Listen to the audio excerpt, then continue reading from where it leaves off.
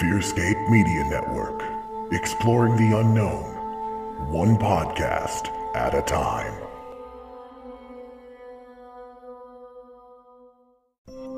Fearscape Paranormal Podcast, part of the Fearscape Media Network. Prepare to be spooked. New episodes every Wednesday on all major podcast platforms. Find out more at fearscapepodcast.com. Ghosts in the Attics, Bodies in the Basements may contain graphic, violent, vulgar, or explicit content not suitable for all listeners. Listener discretion is advised.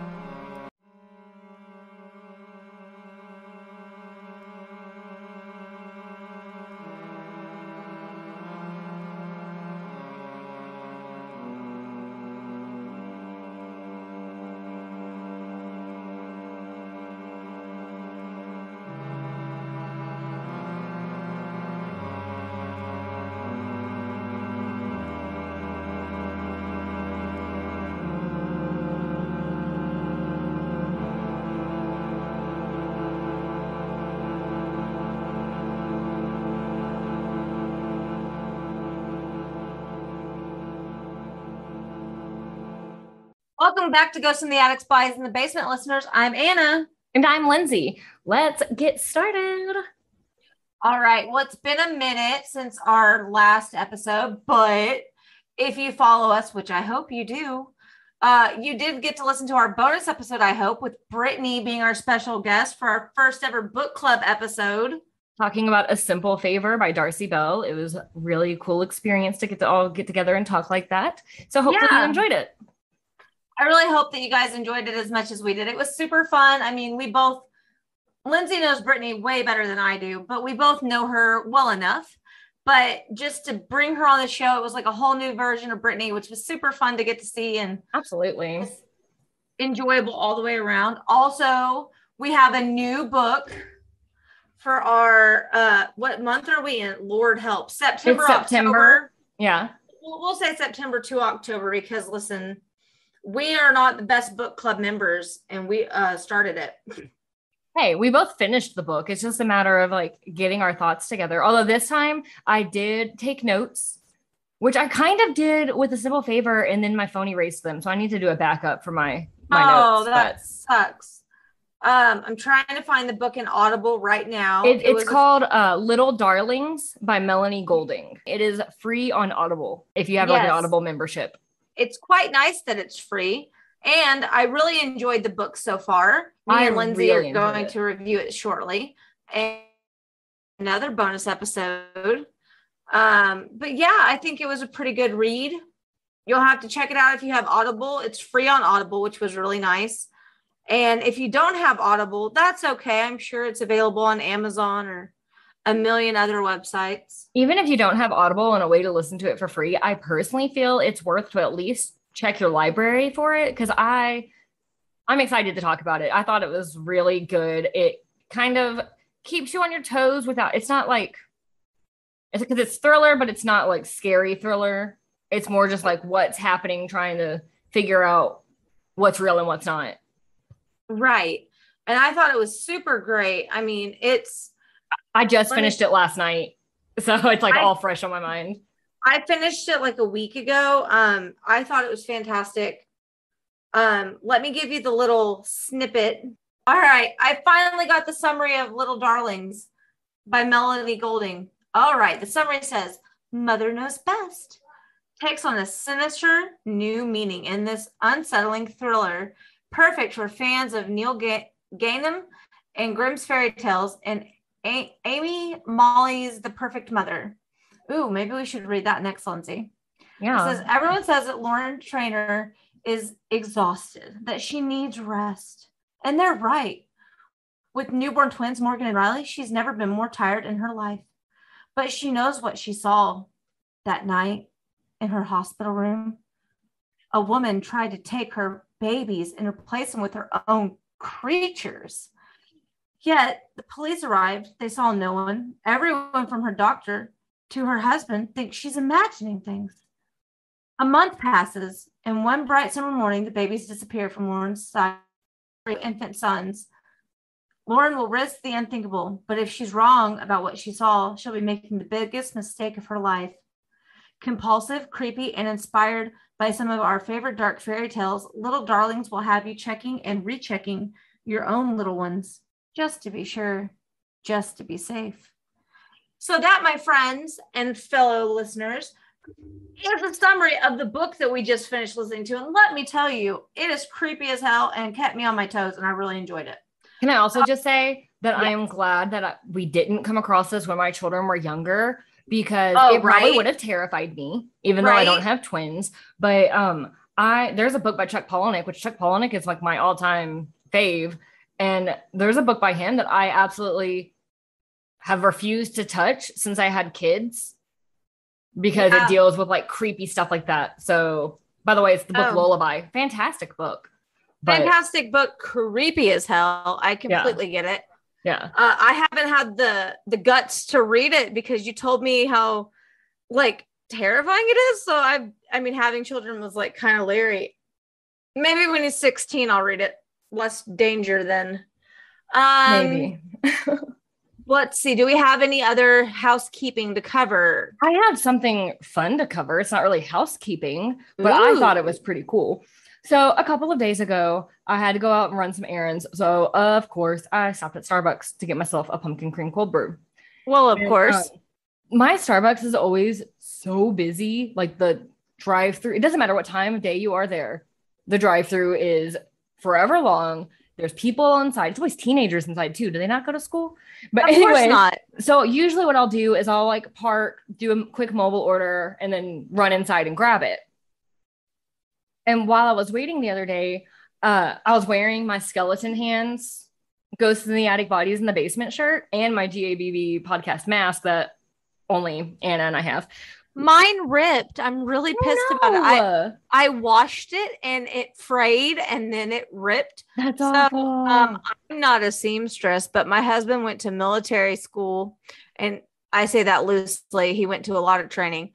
And they taught him how to sew as part of it. So I'm going to make him fix it. Nice.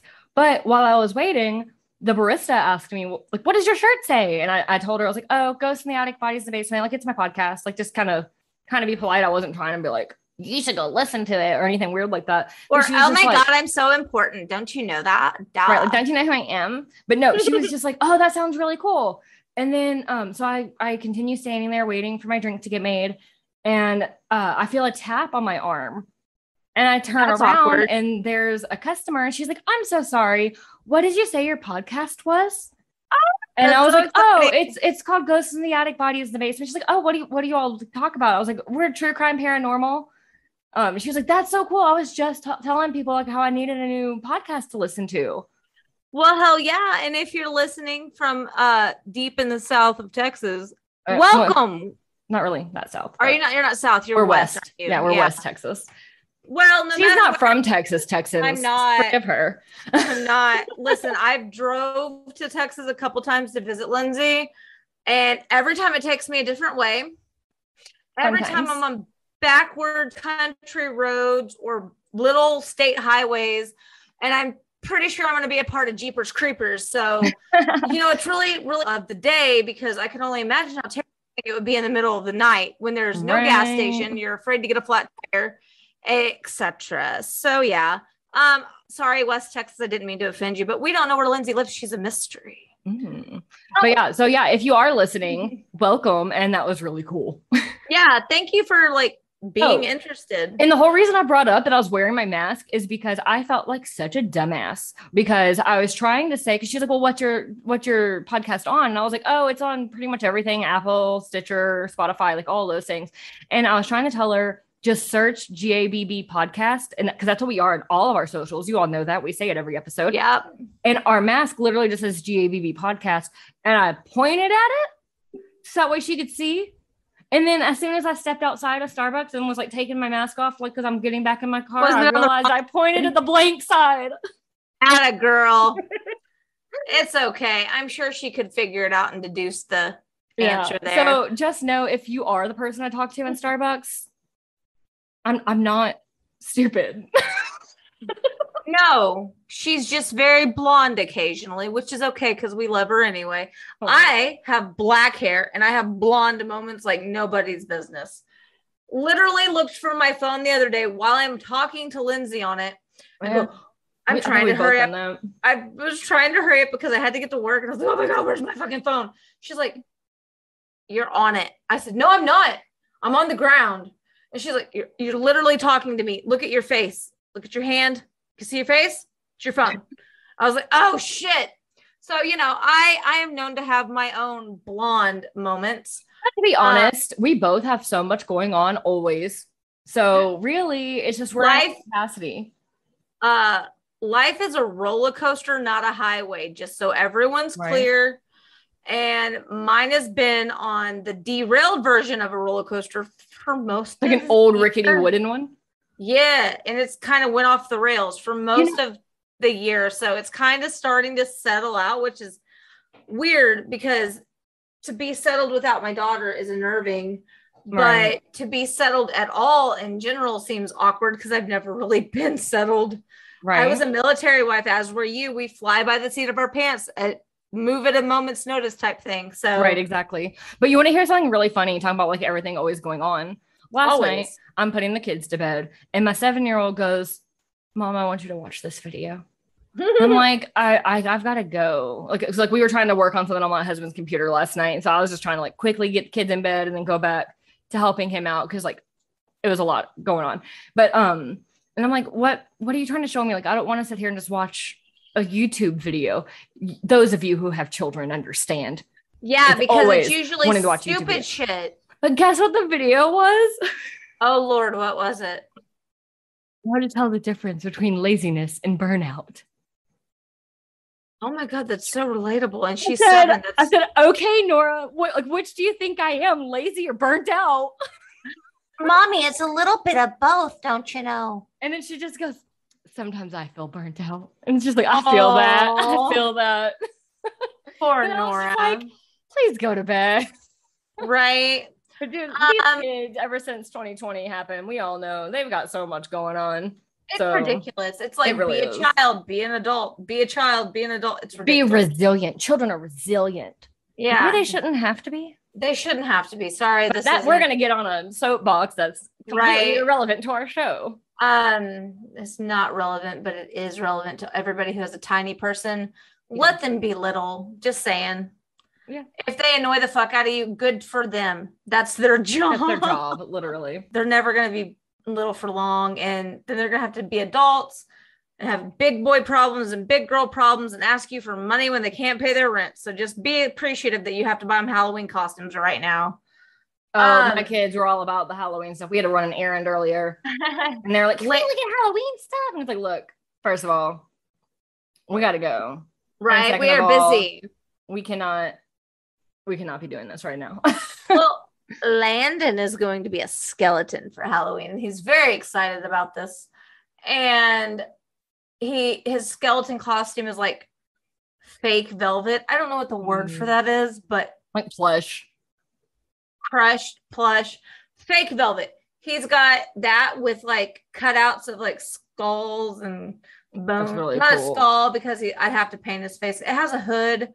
And then the rest of the body parts on there, which is really neat. Phoebe Bridgers fan. I'm here for it. I really thought about wearing my skeleton pajamas, which I bought because of Phoebe Bridgers. I mean, do it. I thought about wearing those for Halloween because the kids keep trying to convince me to do different characters because the two older ones want to be various anime characters. Of course. And then the little one wants to be Elsa, who she was last year. But this time she wants to be a different Elsa, which thankfully she already has a dress like that because she wants to be. Last year she was the Frozen 2, just like the first half of the movie dress, like the adventure dress. So she wants to be Frozen 1 Elsa now? She wants to be Spirit Elsa. So the end of Frozen 2, which she has a nightgown that like looks like that dress. So I'm like, as long as she doesn't change her mind, we already got the costume. You can be Elsa again. Yeah, totally fits. I'm not going to buy you a second Elsa costume, but you can use the ones we have. Right. I am going to wear my technically... according to the tag, Glinda the Good Witch costume that I found at Salvation Army for $7 whole. Oh, wow. That I wore a few years ago to be the Tooth Fairy with my little headband with a crown on it. I'm going to buy blue fairy wings if I can find them. If not, I'll buy white fairy wings. What the fuck ever. Who cares? Usually Dollar Tree has a variety of colors. Right. I just don't know if they'll fit like an adult. Party City always has a good selection of fairy wings as well. That is 45 minutes from my house. I Googled. Oh. Yeah. But type of Halloween store in town. I'll just go check them out. And then I have to go to Hobby Lobby to find a wand. Or I'm going to go to the wedding section. Let's be real, because they have stupid shit in the wedding section for flower girls that will work for a fairy wand. And it'll probably be like $1.50 versus like $5 or $10 at a costume store. Right. So I'm going to do that with my little wings. I'm going to be the fairy godmother of the job that I work at. I will not say the title. So cool. I will not say the title of my job. Right. Yeah, I get it. Privacy. Because, privacy and whatnot. I give enough information out in life in general. But I will be the fairy godmother of my job because I'm in marketing and networking. And I thought that would be kind of cute to be the fairy godmother. Yeah, that's perfect. And me and my boss today, Miss M, I'm not going to say her full name or anything, but me and Miss M went to Sam's Club. We bought some like cake ball thingies that were pumpkin flavored. That was like $6 a piece. So those were like, that's $12. Then we bought $4 worth of Danishes. So that's like what? $15 worth of food right there. Yeah. Well, our bill was $288 and everything else was Halloween candy. Let me come to your all's place. We have, my job, my position, I cover 4 different locations in 4 different towns, all of which do a Halloween handout. And we gotta be the best Halloween candy handout person ever. You all get full-size candy bars? I did, but for a different thing. Oh, okay. I'm going to make candy bouquets to drop off to the people that I market to at their office. So, like 5 or 6 candy bars per cup. That's really cool. I always see those. My local HEB always has those like in the floral department. Oh, I know. And that's you saw them. You saw them. I forgot. I was like, I wish they had that for like our Christmas and birthdays, but now I'm going to steal that idea and just buy like marshmallow / vegetable skewers at the Dollar Tree. Some foam that they make like the floral foam instruments. Yeah. Stuff that in a cup, put some like crinkle worm things on. I don't know what they're fucking called. I have a package. Crinkle paper, like basket filler. Decorative shreds, according to the bag that I just pulled out of my trash can. And I'm going to put that on top of the foam. Then I'm going to shove the skewers in it at different lengths and make it a candy bouquet and tie it with ribbons and make it cute. And you're super creative, so it's going to end up looking really good. Listen, I made a QR code for my job. And do you know how long that took? 3 hours. 3 hours. And then I went to Walmart and that took an hour and a half to print out. How did it take 3 hours? I made a QR code for our promo code and it didn't take that long. Because I had to find one that was free that allowed you to change the color and also add a logo. It needed to be a little bit more specific. Yeah. Versus we just made a generic one for our promo code at Mainstream Boutique. Anybody that gives a shit. It's qrmonkey.com. I don't get paid to tell you that. I'm just telling you because it's very annoying to try and Google for forever to find one that works. qrmonkey.com. I believe that's what it's called. And we do have, last bit of housekeeping, 2 things. 1, we do have a promo code. It's 10% off a full price purchase at Mainstream Boutique of Shawnee, Oklahoma. The commercials are always at the end of the episodes. They are at the end of the episodes. With all the details. We want you to listen to the episode to get the bit. But we also don't want to. But we also don't want to interrupt the episode. Oh yeah. So we're gonna tell you there's a promo code, but you have to listen at the end to find out what it is. Oh damn, that sucks. You gotta listen to us talk. Boo. Last bit of housekeeping. In one of our last episodes, forgive me for not remembering which one, we briefly touched on the suicide awareness. It was our last regular episode. So not the book club, but the last regular episode. I feel like we've recorded 16 episodes and we really haven't. It does feel like a lot.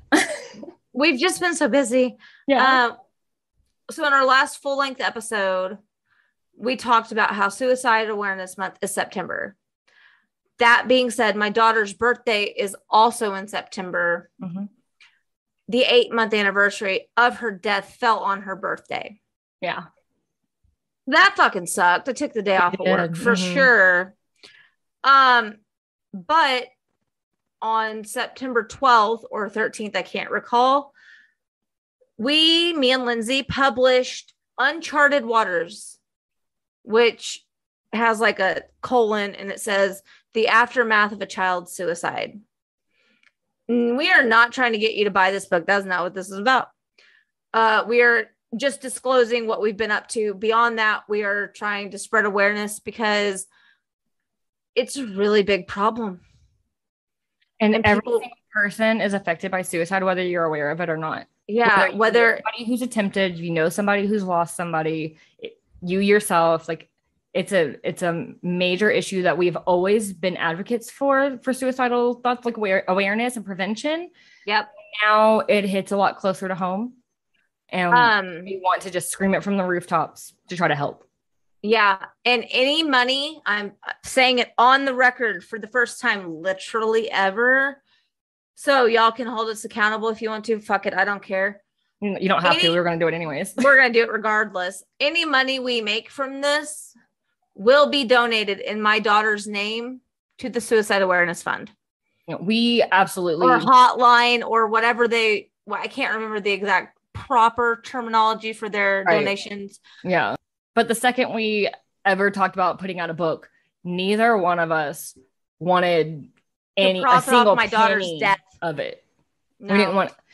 Profiting off of any tragedy is just awful. We're not here for that shit. It's tacky. Sorry if you've done it for yourself. That's not my job to judge you.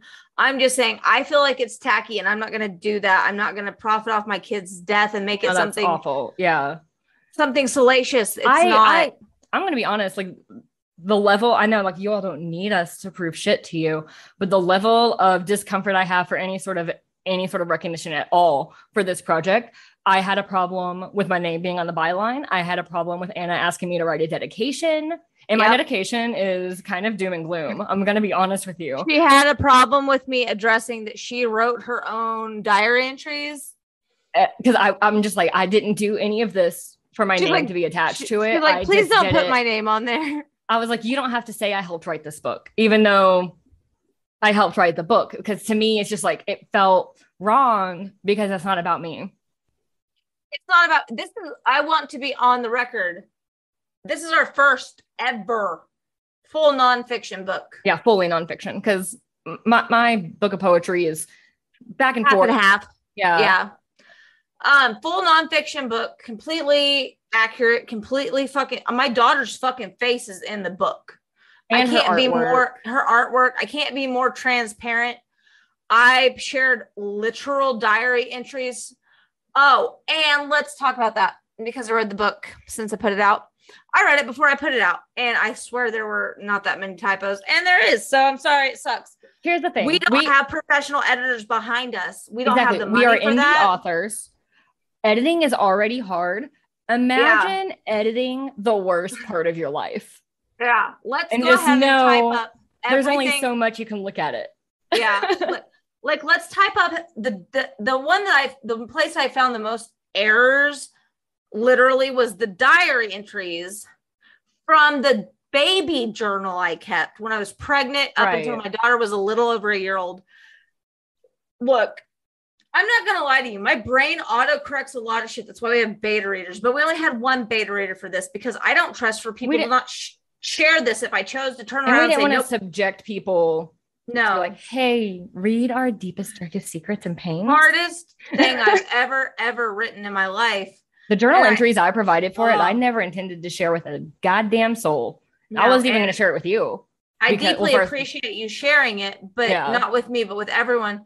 Because this book, the premise of the book is how she became a person. The diary entries from my baby journal. Who she was as a person. The diary entries from my baby journal / what I wrote. This is so shitty. How it became a problem. How she died. And the aftermath of her death. And the ripple effect that it had on not only us, her parents, her surrogate aunt, but literally everyone she's ever met across Oklahoma, North Carolina, Georgia, Texas, Colorado, and even people who never met her personally. There's people that lived in Colorado that now live in Canada. Hi, that family. I'm not going to say your name for privacy reasons. If you're listening, hello.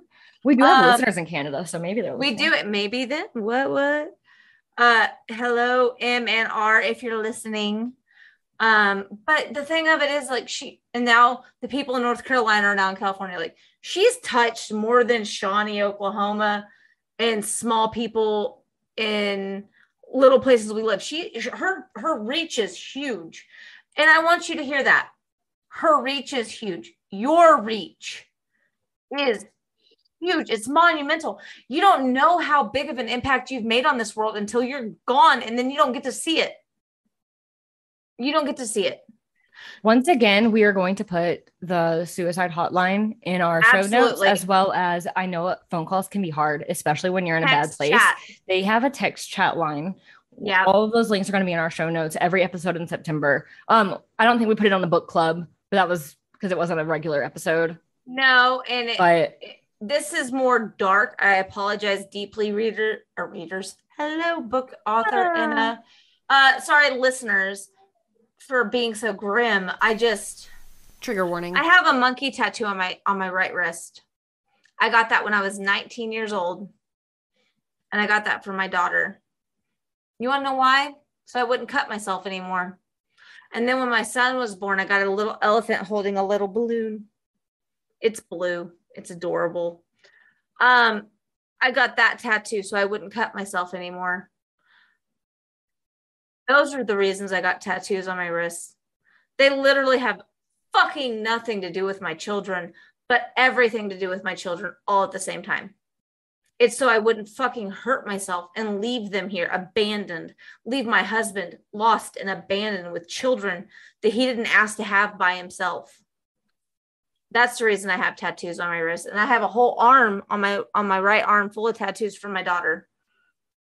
And one day my son will draw something really fucking kick ass because he's getting better at artwork. And I'll put that on my body too, because he deserves to be just as equally as appreciated as his sister.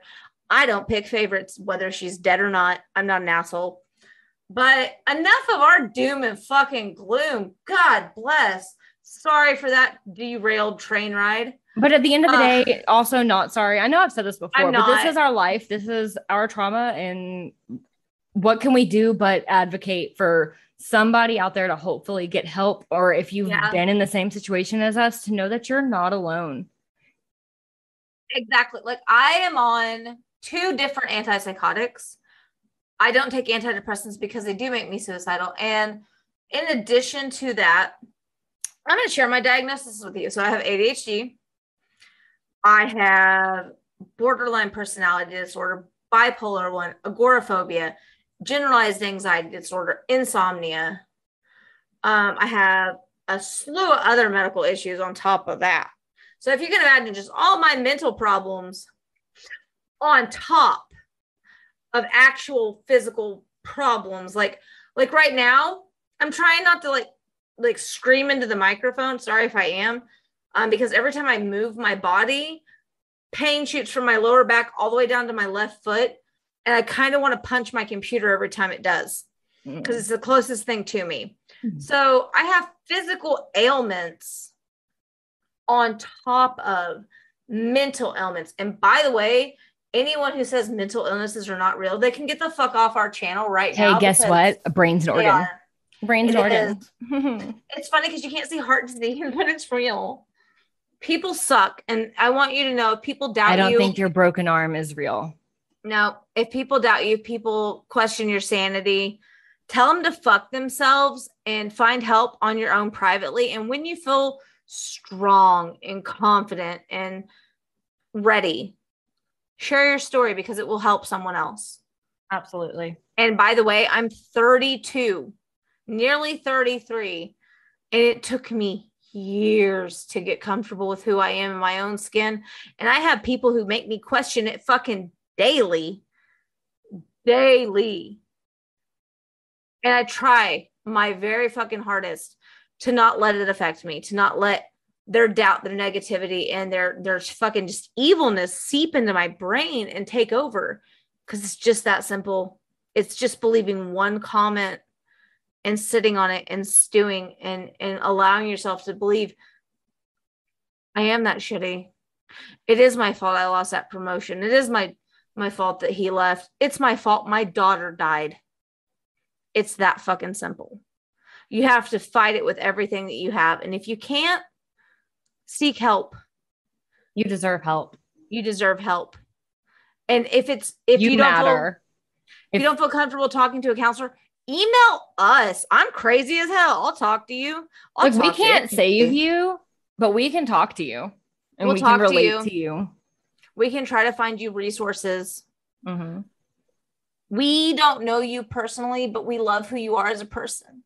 Know that you matter, and someone a million miles away from you might love you.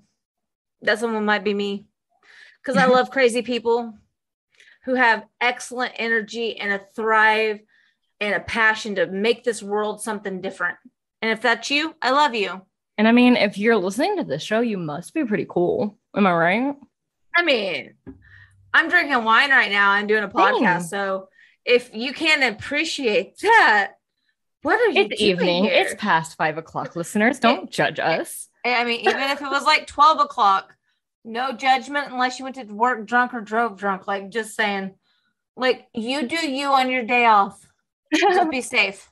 Okay. So this is going to sound really ridiculous in light of everything we just said, but it's on it's on topic for our topic of the day. Our actual fucking episode. They're making a new Matrix movie. What?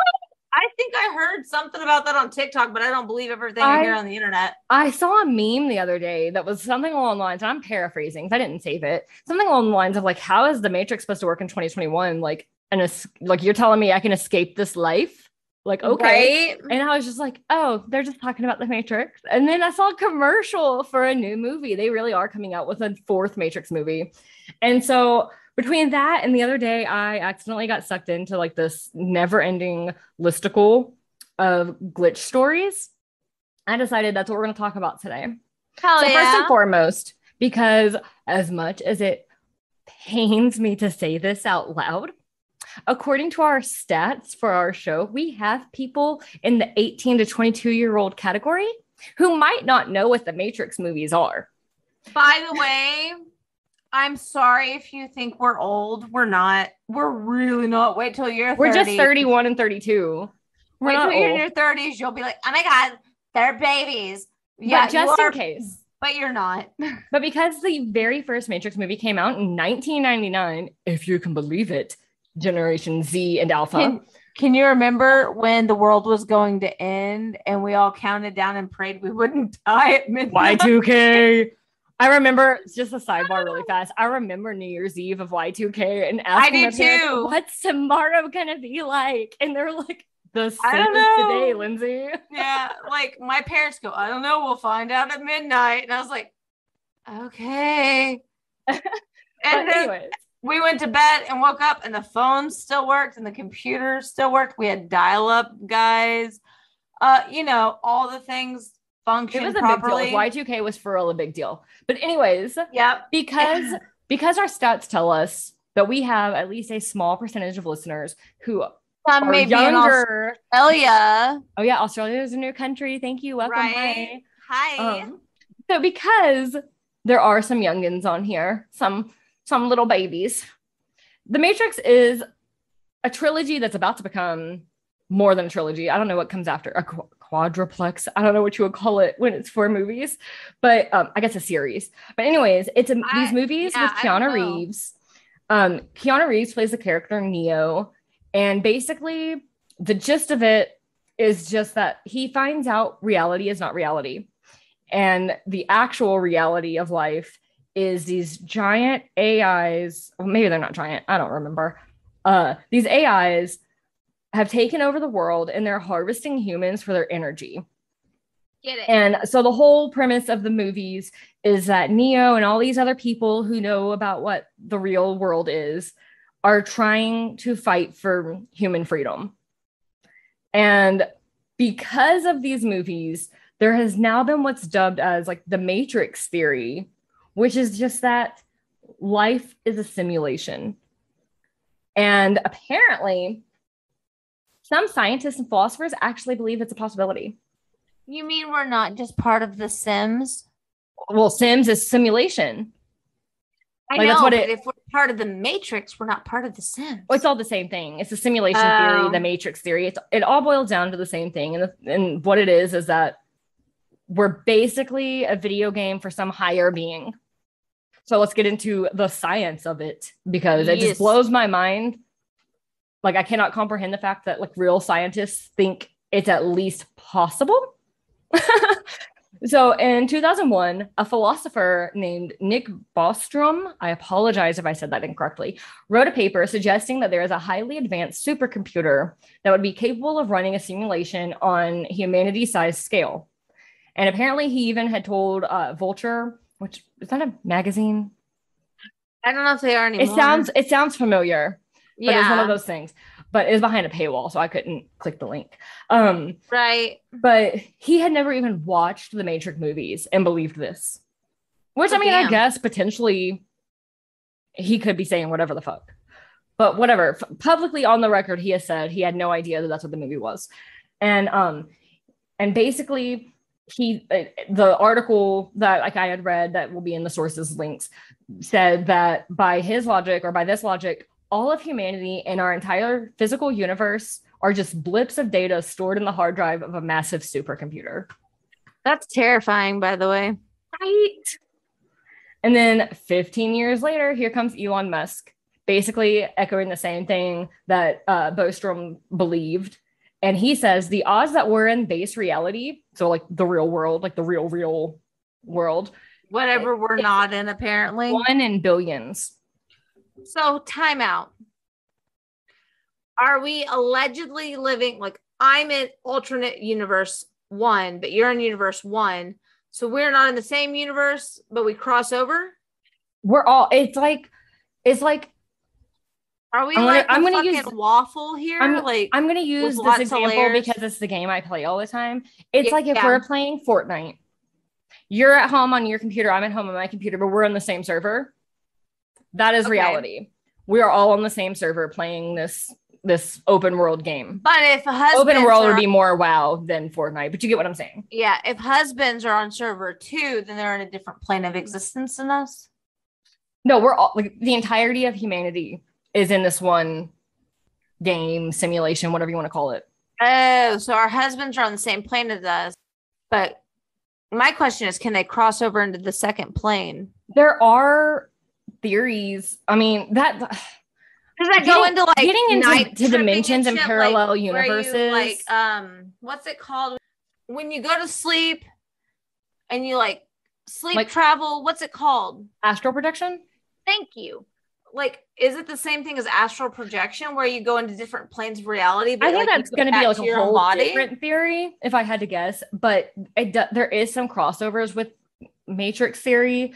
Why is everything so weird? Because at the end of the day, we don't know what we come from. We don't know anything. So back to the Matrix. There is a computer scientist and video game designer by the name of Rizwan Virk. I apologize. I probably butchered that. I really tried. He wrote a book called The Simulation Hypothesis, and he believes there's a very good chance that we are, in fact, living in a simulation. He basically sees life as this highly detailed video game, like more detailed than what humans can create. Like I mentioned WoW and Fortnite earlier. But basically, we are just like this video game. And he says that while we can never be 100% certain because we don't know, there's plenty of, this is quote, there is plenty of evidence that points in that direction. So is God just playing chess with each of us? Like, is that what's going on? No, God is playing The Sims. God is playing The Sims. And he's got a pinball machine wrecking our lives. That makes sense for my year. There have even been scientists who have tried to do physical tests to study and to prove that we are in a simulation. Like, it's a legitimate belief that, like, it's a legitimate theory and a hypothesis that we could be in a simulation. And in 2017, a study in the journal Science Advances argued that one type of one type of limited simulation couldn't work due to hardware issues. Essentially, the study author said that classical computers don't have enough memory to simulate certain scenarios in our lives and store the information. A group of physicists, I'm reading, by the way, a group of physicists also tried to address these questions by studying cosmic rays. Physicists simulate space and the subatomic particles in it using coordinates on a grid. So nuclear physicist Silas Bean and some colleagues suggested in the 2014 paper that perhaps the mass simulation we could be living in would use that same coordinate system. Their logic was that if certain particles, like high energy cosmic rays, always exhibit a maximum energy level, which it turns out they do, then the constraints on their behavior could be due to the simulation's underlying grid.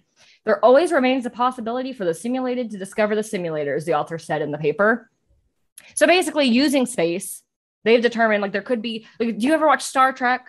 Like the holodeck? Well, the holodeck is where they go in for like imaginary simulations. We've been watching Star Trek since quarantine, and we've been watching it like in plot chronological order. I just watch a lot of cooking shows and Schitt's Creek. Oh, Golden Girls. I watch a lot of the same shows, but this is like what me and my husband do together. Like we've watched. We're to if you're a Trekkie, we're to Deep Space Nine and Voyager, which maybe makes no sense to a lot of people. But anyways. The holodeck is basically where they go in for breaks because they're on a ship in the middle of space, right? And so the holodeck is a way to have an escape. And there's like different things, like they do like old timey murder mystery stories, or like the episode we watched the other day had someone doing like a James Bond type story, like it's stuff like that. That's fun. When the holodeck's turned off, it's just a grid. Right. So they're saying with the way that the cosmic rays in real outer space goes, it very well could be that grid. Oh, weird. Yeah. And so apparently it's like a real theory. Ironically, while I was doing research for today, I searched my Facebook because I was like, I know I've shared glitch stories before. Right. And so I just searched glitched on my Facebook, and apparently I shared a news article from 2013. Damn. That said, physicists may have evidence that universe is a computer simulation. And it basically just says all the same things like I just said, where they've done tests and they're trying to prove or whatever. But I put my caption for it, made me laugh, which is why I have it in here at all. It says, if you're in a pool and the ladder disappears, well, now we know why. And if you play Sims, you know exactly what I'm talking about. That's funny. Because like I've been a Sims player for years. I don't even know how long. Like long time. Like that's like how whenever my sisters met my brothers, like me and my sisters met my brothers because they're my right. That was like our first bonding moment was killing Sims together. Right. And so like how are we gonna kill this one this week? Right. Yeah. There's always been the joke of like if you walk into a room and forget what you're doing, it's like, oh well, God just canceled that task. And so the idea that is that my problem when I walk into door frame, somebody's fucking glitching out? Oh, potentially, apparently. So like the fact that people think that this is real, like scientists, it's not just like conspiracy theorists. Right. Scientists are believing this. And so to me, that's just like absolutely wild. Well, I mean, you then have to take into the fact that the Mandela I can't talk. Mandela effect theories are also a part of the simulation. I mean, it kind of makes sense. Personally, I'd rather think of it as mankind being independent versus real, like being real individuals versus people who just exist on some other dimension. But would it be wrong for me to dismiss the following theory as being 100% false? Because I fucking don't know. Right. So how do you know when you beat a video game that it has the same missions and type of currency to collect? You're allowed to replay the levels of the game. If you die over and over again until you succeed in beating that level, it just restarts the entire game altogether, kind of like a time loop. Right? I mean, because I remember I don't play video games as an adult because like my brain doesn't tolerate shit like that. I just can't focus. But when I was a kid, I would play Sonic the Hedgehog. Oh, I love Sonic. I would play, obviously, Mario. And then Speedy Gonzalez for the There's Sega a Genesis. video game. Yes, and it was so much fun. And Did you there ever was play the something... Sega Lion King game? That shit was hard. No, but I bet. I did, however, play something called Clay Fighters. Anybody out there who knows what Clay Fighters is? I've never heard of that.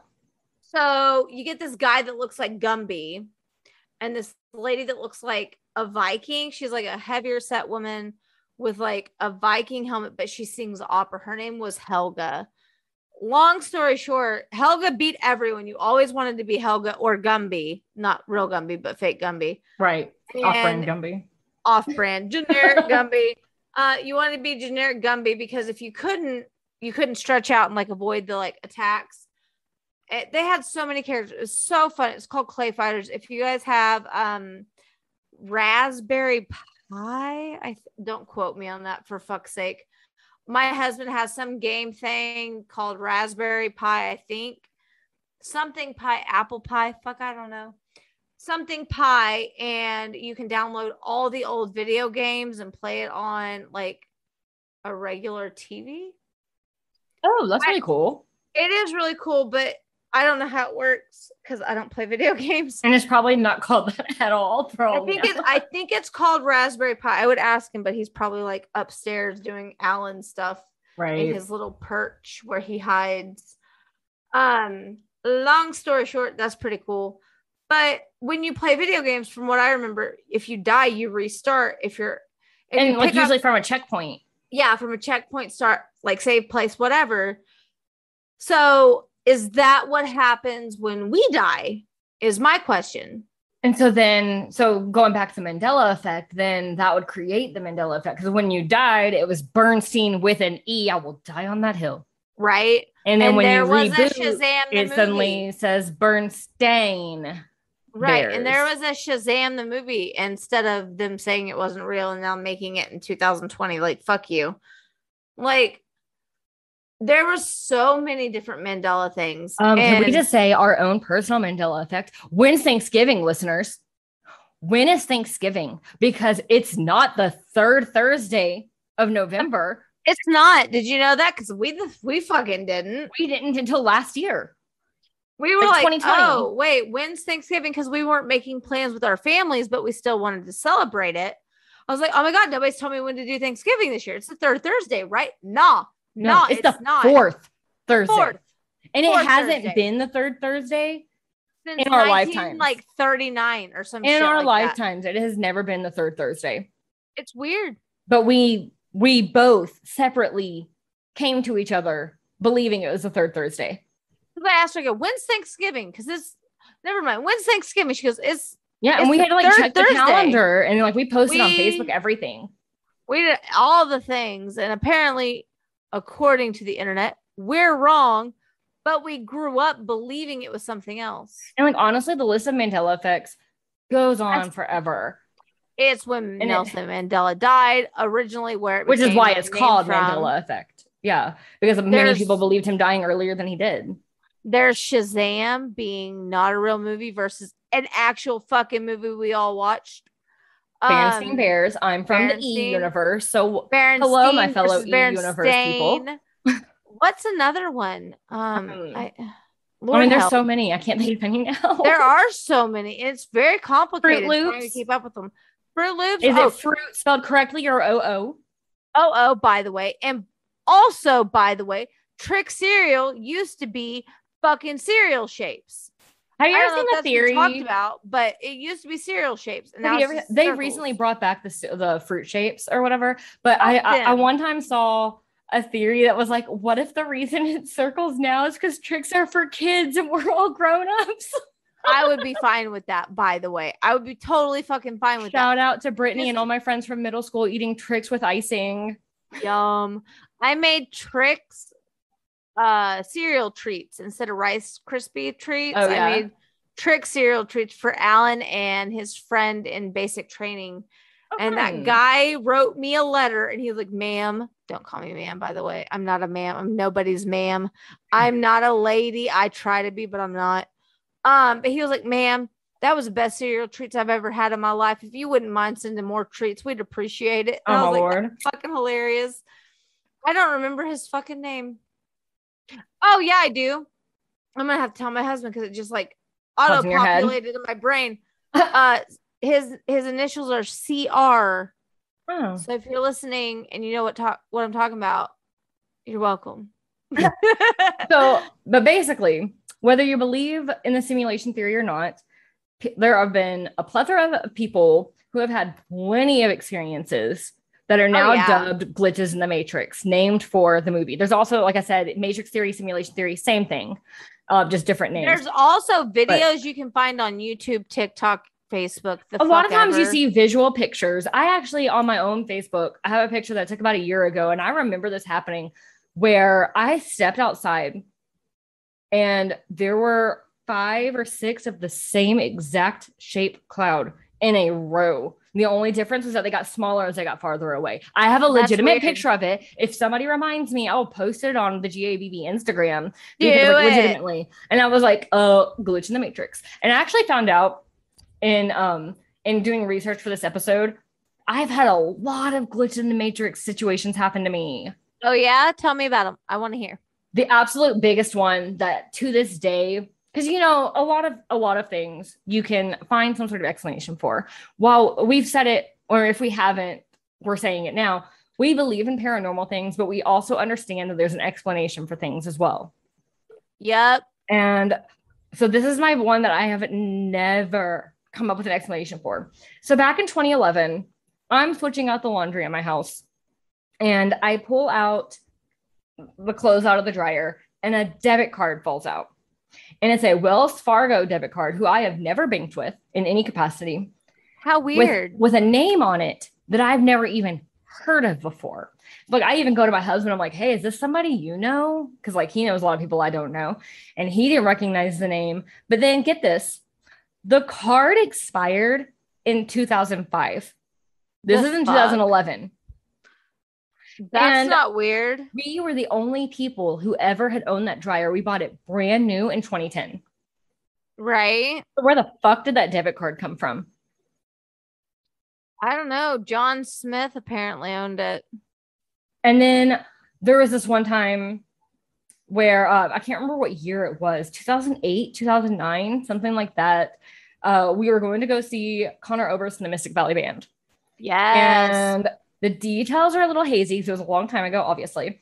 But what it all boils down to is that we were running late. And I'm talking like my anxiety was sky high because you were running late. Being late. Yep. Hate being late. But we were with Kelsey. And Kelsey, I love you so much. But hi, Kelsey. I've never met you, but I've heard great things. You were late to our high school graduation. Like, everything. If Kelsey's involved, we're late. We've always joked she'll be late to her own funeral. I'm not sure if she's still like that, but regardless, she's always been amazing. No, Kelsey's a top-notch hairstylist. She's got her shit together, Lindsay. Damn. But we were running late. My anxiety is high. And I'm talking like we lived 45 minutes away from the venue. And about 30 minutes before show, we're in the Wendy's drive-through line. 45 minutes away. Get those baked potatoes and you gotta eat. You gotta eat. And we were broke high school, maybe college students. I don't remember what year this was. But point being, like, we had to eat. Wendy's, you can get it on the cheap. But anyways, I'm stressed out. And traffic was normal. Kelsey did not drive erratically. Like, nothing. Tell me how we got to that show early. Weird. And I don't mean the venue was running behind. Right. You were I mean the time on the clock. We were fucking early. How bizarre. And I even just texted my sister about all this to make sure I didn't like remember it wrong. Yeah. But she remembers it the exact same way. How fucking crazy is that? And I mean, I'm glad we were early. Oh my God, we were crazy late, but like also we were early. We were early. How bizarre. Yeah. And like, I'm glad because like Connor Oberst, I love him so much. And then like, I'm going to sidebar for a second. Okay. Has anybody ever taken Ambien? I have not, but I've spoken to you on it. Yep, that's where I was going. So I've taken Ambien, and there was a time where I told Lindsay a lion was coming out of the light on the fan. It was walking on your fan, and it was tiny. It was tiny, and my bed was a ship. And then she told me Laura was gonna get. Sorry, Laura, I'm so sorry. I offended you. Then I'm sorry. I'm gonna repeat it now. She told me Laura was going to get a Connor Oberst tattoo. I was like, oh my God, is it the date she kidnapped him? I don't remember you saying that, but I do remember you asking if it was going to be a portrait of him. I said something along the lines of that. And I was so embarrassed the next day because I was not a person. I don't think you remembered that we had spoken. And I told you, and you're like, oh my God, please apologize. Everything. I was like, oh. But yeah, so apparently me on Ambien is like extra drunk version of me. I don't shop. I just common side effect of medication. Yeah, I don't shop on Amazon. I just talk to people on FaceTime. But I don't know what's Laura, more embarrassing. Speaking of Laura, she's involved in another one of my glitches. Dun dun dun. Back when she lived with me, there was a time where she had moved down to Texas and she stayed with me. And there was one day where we were taking the kids out for like froyo or something. I don't remember. But I'm out.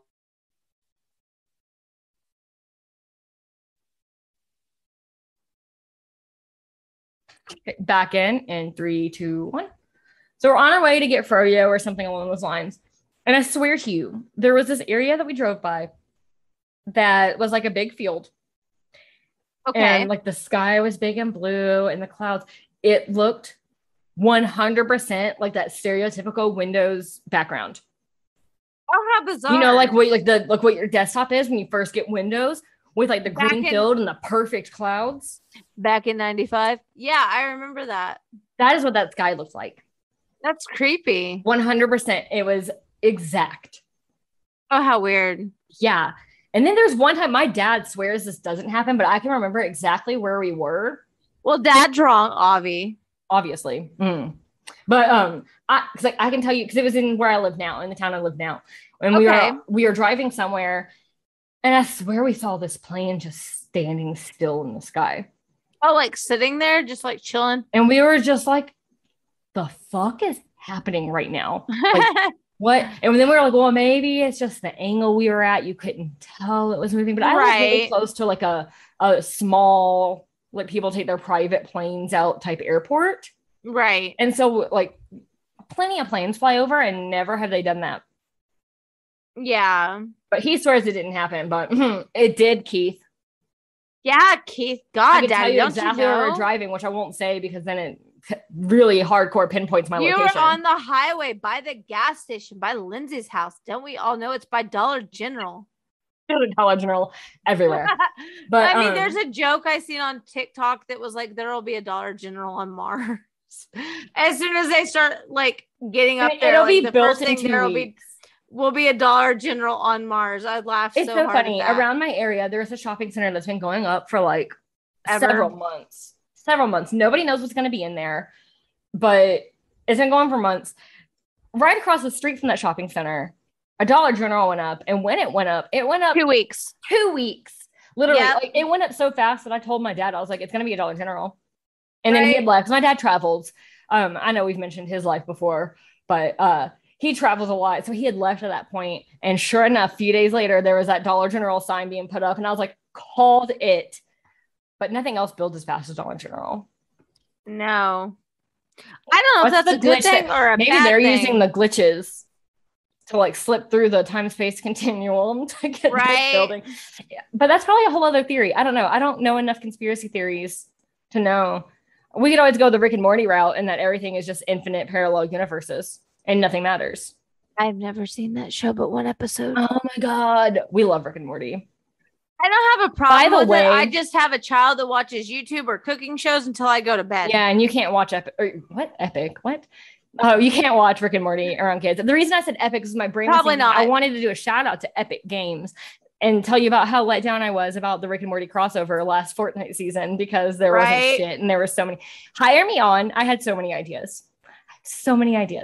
That is so irrelevant to what we're excellent about. With ideas. We're poor at execution. I even tweeted to them and they still didn't do it. But y'all owe me. But anyways, so do you have any glitch stories? There's the Berenstain Bears. Shazam was a fucking movie. But there are times where I've tried to call numbers and I'll get somebody else's voicemail type shit. And it's like, oh, I'm sorry, what? I didn't call Susan. I called Sharon. And then I'll stop and I'll try again. and then it'll go to the right number. But I'll look at my call log and I won't have changed the phone number at all. That's so wild. It is. In addition to that, this is probably the funniest phone call I may have ever received in my life. Okay. I was freshly married, so we just got our phone plan together. This woman calls me. I don't know the number. I ignore it. I get a text message that says, "You better fucking answer my call." I said, "Okay, fine." That's terrifying. I would have had an instant panic attack. I was like, "All right, let's go." She calls back 20 minutes after the text message. "I want to talk to Pooh." I said, "I'm sorry, what?" She goes, "Pooh Bear. I want to talk to Pooh Bear." I go, "Yeah, that's not me." She goes, "Well, no shit. Put Pooh on the phone." I said, "I don't know any bears. Sorry."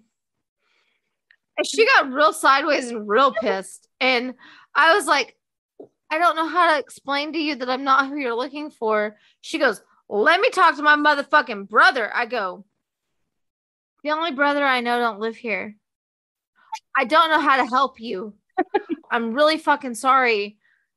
Pooh Bear, whether Disney or otherwise, does not live at my house or my phone." And she's like, "I'm gonna drive to your house." I fully fucking expected a person to show up at my place. They did not.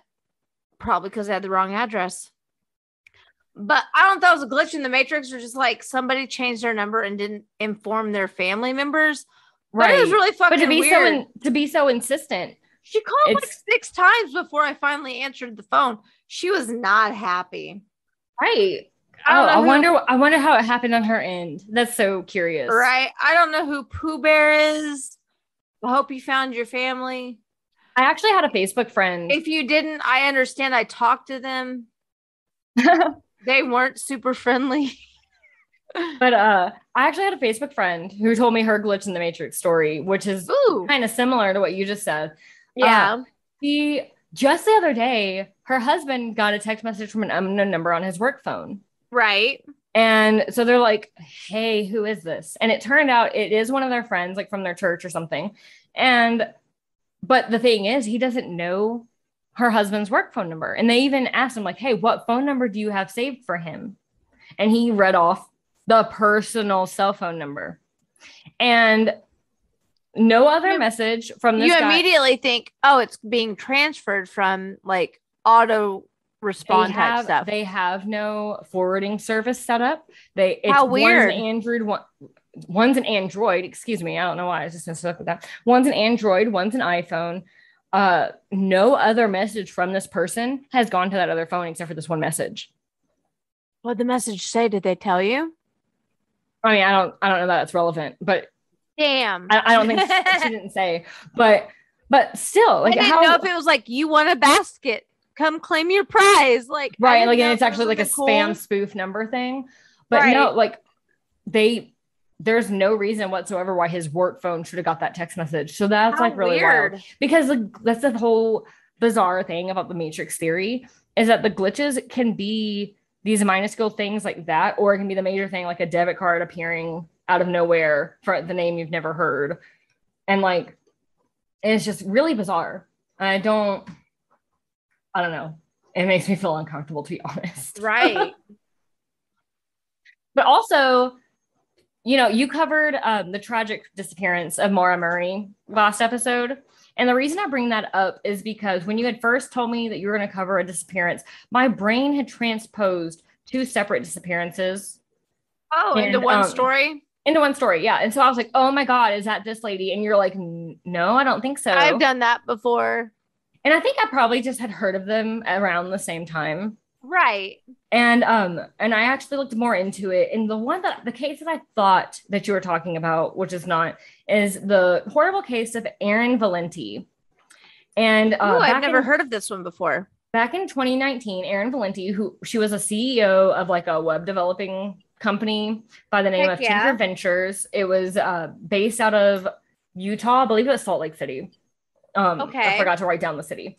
But she had flown to California for some work stuff. And then she was like visiting some friends that she like had in the state or whatever. And right before she disappeared, she'd had dinner with a friend. And then she called her parents, like freaking out because she couldn't find her car in the parking lot, which been there. That's terrifying. Yep. And then she finally finds her car and she said she was on her way to the airport to fly back home. And the conversation just got weird. She started talking, and as they described, a mile a minute, and was not making any sense. And her family described it as basically being like a manic episode. Oh, man. They grew concerned. The next day, she was supposed to receive a Woman in Tech award, and she did not show up to the ceremony to receive her reward. And her husband had tried to use like the Find My Phone app. Right. And it did not work. He could not find her. 5 days later, she was tragically found dead in her rental car. Where at, though? I did not see. Okay. I think it said, but I don't know the area. Right. But point being, she was in her car. There was no sign of physical harm. So like foul play wasn't suspected. I think it was written off as a suicide, but her family said she had absolutely no history of mental illness or substance abuse or anything of the sort. So they did not believe that she would have hurt herself, especially because on her phone calls, she had been saying like, oh my gosh, I'm going to miss my flight. Right. Which I'm paraphrasing. That's not direct quotes. Like I'm going to miss my flight, talking about like Thanksgiving plans, stuff like that. And so they're like, no, she had plans. Like she's supposed to be here. Like something's wrong. But the reason I bring this up, and the reason it has always stood out to me, was that one of the things she said in this quote unquote manic episode was, it's all a game. It's a thought experiment. We're in the Matrix. Yeah, that's pretty pointed. Yeah. And especially because like when you get the fact that she has some sort of tech job, it's just like, does she know something we don't know? And I'm not trying to make light of a horrible situation. You all know that we don't do that shit here. But it does stick out and it is odd. And regardless of what happened, because I personally couldn't find a straight answer on what happened.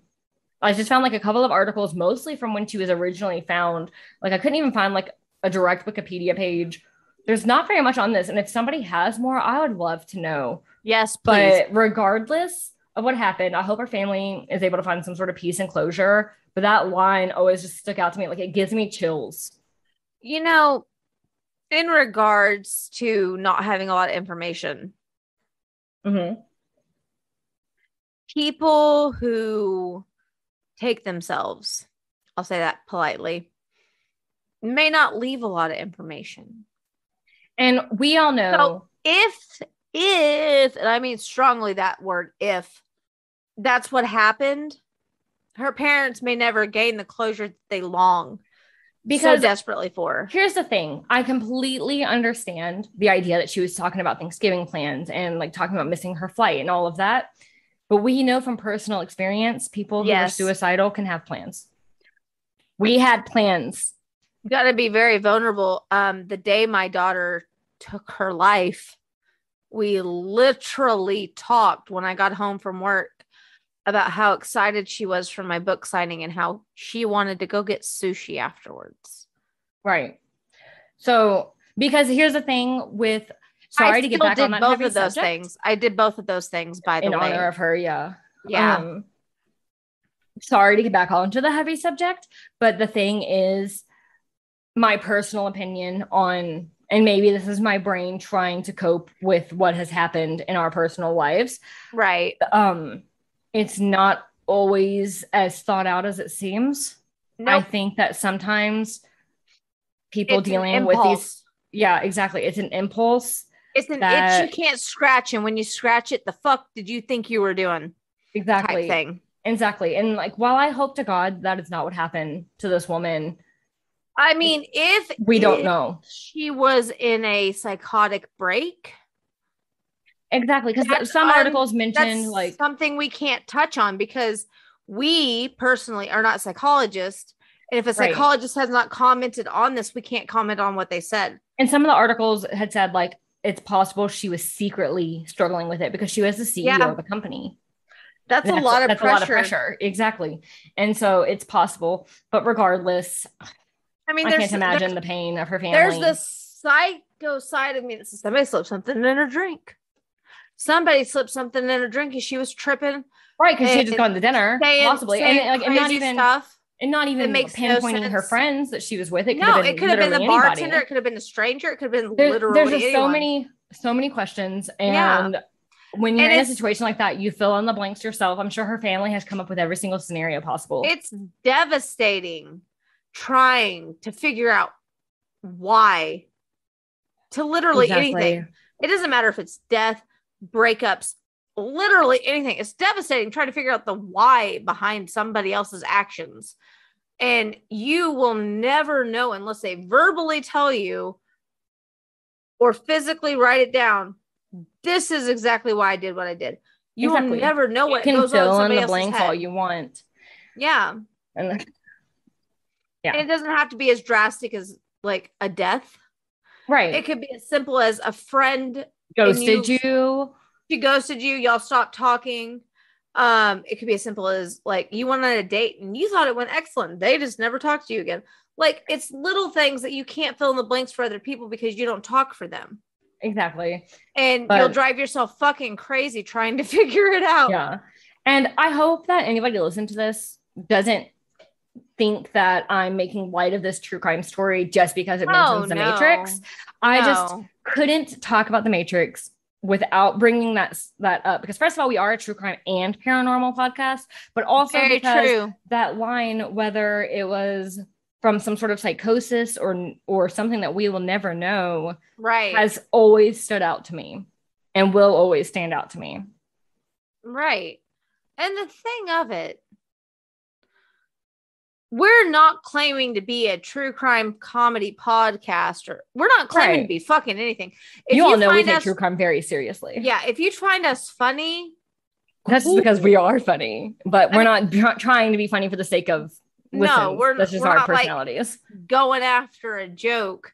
Right. If you find us funny or entertaining, it's because it's just our personalities.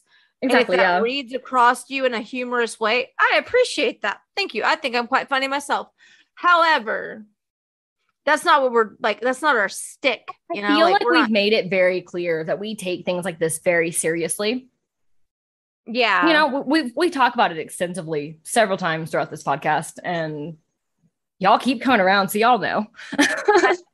I mean, here's the deal. We don't have like my favorite murder numbers, but we're brand new. We don't expect to. We did pretty decent for a brand new podcast, in my personal opinion. I feel our network is pretty happy with us, so I can't complain. Our network is awesome. Fearscape Media. Awesome. Fearscape Media podcast. There are so many people on our platform. If you don't like us, cool. Go check them out. You might like them better. But if you do like us, still go check them out. You might like them too. You know what I mean? Really like cool. There's so many things. They all talk about different things, whether it be paranormal or like psychedelic stuff, horror. Like you never know what you're all sorts of different types of shows. Go check out Fearscape Media. We have commercials every episode. Y'all know. Anyways, we digress. Sorry. We get very passionate about things we like. Yes. Oh, you had talked about the true crime thing, and it just reminded me of a late breaking true crime thing that's going on like right now. Yeah, I've seen posts. Yes. I opened TikTok this morning to 8+ videos of this girl, and I was like, holy shit. I had just recommended articles like on Facebook. I hadn't even got that for it. I had a couple of notifications on TikTok. I'll check those out first. There were the couple things that you had sent me, which were funny. And then there were, like, when I went to my news feed, like my For You page, as they call it. Yeah. Your FYP. FYP. They were like, it was like 8 posts about this girl in a row from different people. And I was like, what the fuck am I missing? Where have I been, apparently? Then I get on Facebook and then it's suggesting things to me. And I get on Instagram and it's suggesting things to me. Like, okay. Then I went to Google literally the hours of a store and it suggested it to me. I was like, holy shit, guys. I guess I'm going to talk about it today. Thanks. So Gabby Petito, I hope I'm saying that right. Petito, I think. Petito. Yeah, I apologize if I'm not. English is my first language, but I'm not good at it. I speak country. Names are difficult. You all know we try our best. We're not names trying to be hard. ignorant. Listen, my last name is Temperley. People call it Temperty, Temperley. I'm Behe. Temper Tantrum. So I've been called a lot of things, none of which are actually people always my say, name. how do you say your last name? And I say Behe. They're like, okay, that's what I thought because that's how it's spelled. Yes, it is that simple. My phone calls you Lindsey Behe. Behe. I've heard Behe. Behe. I've had like spellings I can't even describe on junk mail. Like, so Gabby went missing in her cross-country road trip with her boyfriend. And I don't have a lot of details. I'm sure you guys have all seen it everywhere. But if you haven't, look it up because this is an ongoing thing. It's an ongoing. We don't have like we can't do an episode on it. It's brand new. We can't. It's real time. It's live right now. At least at the time of us recording. Yeah. God willing, by the time this episode comes out, there'll be some sort of information. Hopefully, we can't make any guarantees. An update. We will try to keep you apprised every episode we record, whether it be bonus or full. We will do a touch base type thing. Yeah. If there's information. Yeah. Her boyfriend allegedly drove back from Utah to Florida without her. He has went on record to say that he has no comment. He's hired a lawyer. Refusing to work with the FBI. Refusing to work with local police, FBI, or her family. He returned home 10 days before she was reported missing. She was reported missing by her father, who realized she hadn't called. Yeah. And he's not giving any updates. He's not giving them any kind of information. Her parents have pleaded. Her social media has been quiet. Have we posted? Are we looking in the right areas? Are we fucking close to where she went missing? Do you know what happened to her? He won't respond. Allegedly, her last text message to her mom was on August 30th. The 22-year-old supposedly was in the middle of the cross-country road trip with her boyfriend, Brian. They said, no service in Yosemite is what the message said. What does that mean? There's not cell phones. I would assume that she just means like there's little service, so you might not hear from me. But her boyfriend made it home. But in this article I'm reading from the New York Post, it says Schmidt said she does not believe her daughter was behind that text message. So that being said, it's all kind of like the fuck. I only mention this because as we're recording, I got another fucking notification about this case on my phone, which is what brought me to talk about it at all. It has nothing to do with a glitch in the matrix. It has everything to do with the missing child of a family, a missing woman. Somebody's child, but she's 22. She's 22. Still a baby to me. I'm so old. Anyways, her and her boyfriend did not make it home at the same time. She did not make it home at all. And if anybody has any tips or leads on this, please contact the people that are in charge of the investigation. If you know anything, that'd be great. Her parents are desperate to find an answer, which I would be too. But yeah, I will share. I got another fucking notification just now about this case because I'm probably talking about it. So it's ding, as ding, of today, or maybe even yesterday, the post was 20 hours ago. At this point in time of recording, which granted, when this episode comes out, things may have changed. Right. And we will try to keep it up to date on our social media, regardless ongoing of when this investigation. But at this moment, her boyfriend is a person of interest, which, as we all our true crime fans know, person of interest is not a suspect per se. Yeah, it's a little different. They are because they don't have evidence. They don't have enough evidence. But they have reason to believe. Yeah. I am going to share the post that I had seen today personally onto the GABB page, which you guys are going to see before this episode even comes out. So I don't know. Oh, how heartbreaking. Her name is Gabby. Our post is called GABB. I didn't put that together. I just thought of it. That's so fucking sad. It says, police have named the boyfriend as a person of interest. Gabby's parents say they fear she has been left in the woods with grizzly bears and wolves. How Her horrible. Instagram was deleted, but Instagram says it was a mistake. Like Instagram says it was like a glitch on their part. That was one of the messages I just got, was that it was a mistake. So somebody didn't go back and delete her Instagram. It was some sort of glitch on Instagram's behalf, according to Instagram. According to what my phone said, they thought it was a person impersonating her, so they deleted the account, but it's not. They figured it out. They sorted it type thing. Boyfriend returned home 10 days before she was reported missing. He refuses to cooperate with the FBI. Surveillance footage is now being faced from any and all stops they made. So they're trying to get surveillance footage. Absolutely. And then it lists like her actual social media pages because there have been a lot of imposters because people are horrible. People suck. Yeah. So the post will be on our page. It has pictures of her. If you have seen her, if you know anything, contact the authorities. Utah cops respond to incident involving missing girl boyfriend last month. It says they responded to an incident involving Gabby Petito and boyfriend Brian Landry. Sorry, I can't pronounce things. About 2 weeks before she was last seen. No arrests were made. No criminal charges were filed as a result. Moab.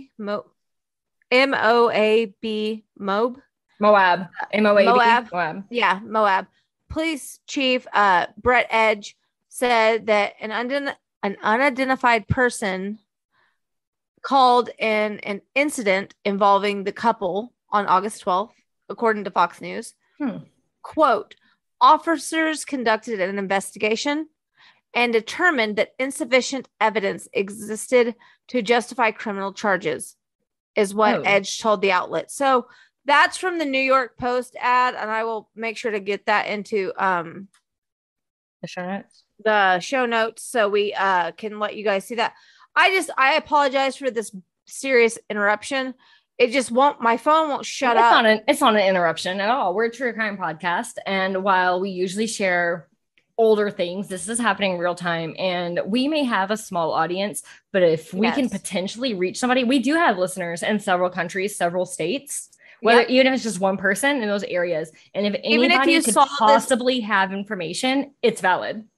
Google her, look at her face, look at our social media, because when you hear this, I have already shared the post days ago.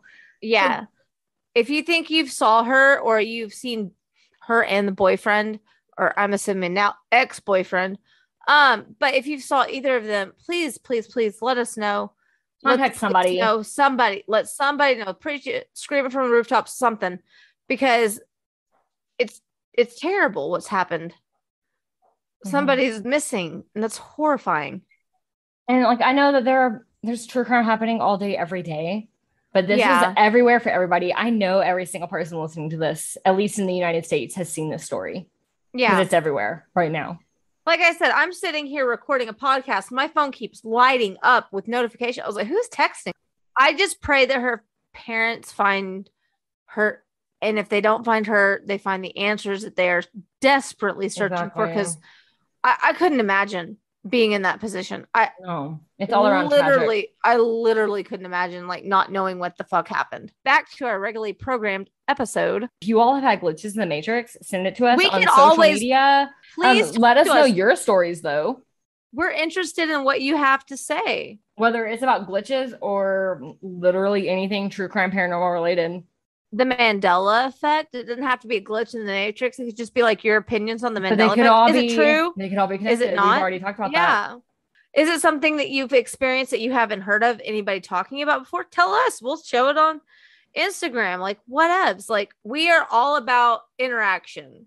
Be a keyboard warrior. I'm kidding. Don't be a keyboard warrior. I can't handle that. Keyboard fan. Yeah. Be a keyboard enthusiast. I mean, our stats are showing us, like we said at the start of the episode, so many states. We now have, this is just the countries we have. I'm not going to list all the states because that's a lot. Right. The United States, Canada, United Kingdom, Germany, Australia, Uganda, Italy, Netherlands, Israel, and Brazil. That's amazing. We love all of you. Right? Talk to us. Right. I'm just, thank you. Thank you for even like kind of giving us a chance. Like Uganda, just with us from the very first day. We appreciate you. Uganda, you may have just listened to our trailer, but you know what? You listened to our trailer and we appreciate that. You're the first country that ever popped up. We appreciate your being here, even if it's just for like an episode. Australia's the newest. I know we touched on that at the start. But we appreciate each and every one of you, whether you listen to every episode or not. If you've Absolutely. I know when I listen to podcasts, I usually let them build up and then binge. I do too. But you know, I have like problems. every day our listenership is going up the tiniest amount, and we appreciate each and every one of you. Yes. You have no idea. Yes. So before we go, we are currently in the works, no set dates yet, of talking to someone who personally knew one of the victims in the Holly Williams and William Lanway cases. Mm-hmm. We're trying to get that worked out so we can get a guest on our show. If it doesn't pan out, we fucking tried. Don't hate us. If it does pan out. We also have How cool is that? We also have plans for a very big network crossover. Stay tuned for that. It will involve 3 separate shows on our network. There is us, GABB, Fearscape Paranormal, and Misters of the Dark. Each one of us going to be covering Slender Man. So stay tuned for that. We are very excited about it. Yes. And there's another podcast which we are obsessed with. Yes. Who we might, maybe if we're super fucking extra special and lucky, get to do an episode, bonus episode crossover. We won't drop any names just in case, but just know we're fans. Let me tell you, we're huge fans, and they don't deal with anything we deal with, so it would be completely different. Honestly, though, I think it'd be so fun. Goes great with them. The book that we just read goes great with their topic of conversation without naming any names. If you're listening, hello, you know who we're talking about. It's FTF. If you can figure out that, then you deserve to know who they are. If not, we'll let you in. And if nothing ever happens with them, they're still worth listening to. Yeah, we will definitely shout them out again because like they're definitely worth a listen.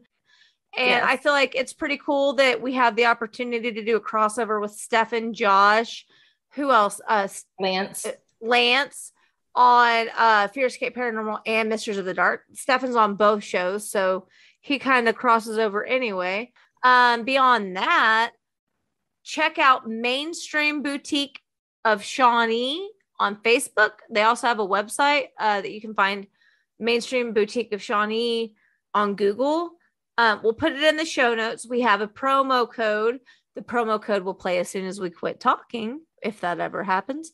And you will get to know that code. You can shop online or in stores. Just mention our promo code and you get 10% off your full price items, which is pretty cool because she has the cutest fucking clothes. I wear them every day for work.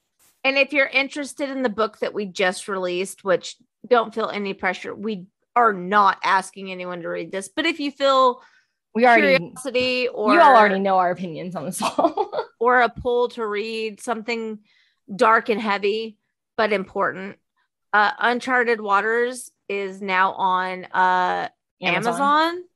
You could search Anna Temperley or Lindsey Behe. Hers is easier to find than me, so her Behee. There you go.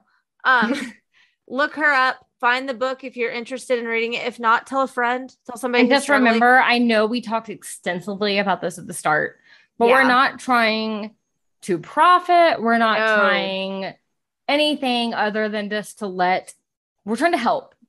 To let people know who have lost people, who have struggled with thoughts themselves, that there is help and that they matter. If I can save one child, one person, one adult, whatever, if I can keep one mother from feeling the severe emptiness and hollowness that I feel on the daily, or one father from feeling that emptiness and failure, I would love that. I would love for a person to thrive and live because they read my book and know exactly that they are loved and they are important and there is light at the end of the goddamn tunnel. And if tunnel. there are people who have experienced the horrendous loss that we have experienced, we just want them to know that, because it's so easy to say you're not alone, plan, or like it sucks. Time does not heal all wounds. No, time just helps you learn how to cope with those wounds. You know what? You know what heals all wounds? Therapy. Just know that even if you feel completely and utterly alone, you are not. What it all boils down to is this: mental health matters. You are worth more than what the dark thoughts tell you. Yep. Just know if somehow, some way you're dark and twisted and a little tore up, we'll be here to listen if you want us to, with no judgment at all. Yeah. Resources will be in our show notes. Know you are worthy of help, whether you feel worthy of it or not. You are loved. You're worthy. You are important. You are valuable as a person. And if you don't feel that way, please find help. Please. Your family, your friends, your community will be lost without you, just so we're clear. And with the heavy and a solemn vow to not be so fucking depressing next episode, hopefully, we are signing off. Stay spooky, listeners. Bye. Bye. Hello. Hey, Anna. Is that a new outfit? You look super cute. It is. I just went to this really cute store in town called Mainstream Boutique. Oh, that sounds cool. Yeah, it's a really awesome store. It's like my little hidden secret. It's locally owned by a really wonderful woman named Kim. She's the kindest, most genuine person I've ever met. It's a women's retail boutique that offers a unique selection of clothes and apparel and accessories for all generations. So teenagers to 20 and up. It's magic. I mean, we've talked for years about what do we wear? I don't know what to wear at this age. I don't want to look like a teenager. This store is the store that has changed my outlook on how I appear as an adult. Oh, that's so cool. You said it's a local store? Yeah, it's local to Shawnee, Oklahoma, but they do ship. Oh my gosh. I'm going to have to get on that website. What's their website? Their website is mainstreamboutique.com. They also have a Facebook page, which is Mainstream Boutique of Shawnee. They're a apparel and accessories for multi-generations. Their mission, which I really stand behind, is to empower, strengthen, and celebrate women in the world throughout fashion. And I think that's so... Oh, I love that. And I'm going right now to check that out, especially if they ship. That's awesome. It's mainstreamboutique.com or Mainstream Boutique of Shawnee. We'll put all the links in our bio, but I have an exclusive for you guys. Are you ready? What? I talked to the owner today. For our listeners only, you get 10% off your full ticket items. Oh my God. All full priced items when you ring up, 10% off, whether it's online or in person. And if you go in person, tell them we said, hey, they said to use the code GABB for a discount code. And if you use our discount code, you get 10% off all full price items of your entire ticket. How cool is that? That is amazing. I can't wait to go check it out. Well, the next time you come visit me, we'll have to have a shopping spree. I'm in. GABB is your promo code. Thank you for listening to Ghosts in the Attics, Bodies in the Basement, a Fearscape Media podcast. Music by Stephen Timperley. Artwork by Laura Ramsey.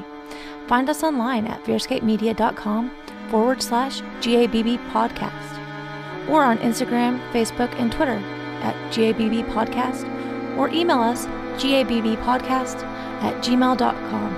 Thank you.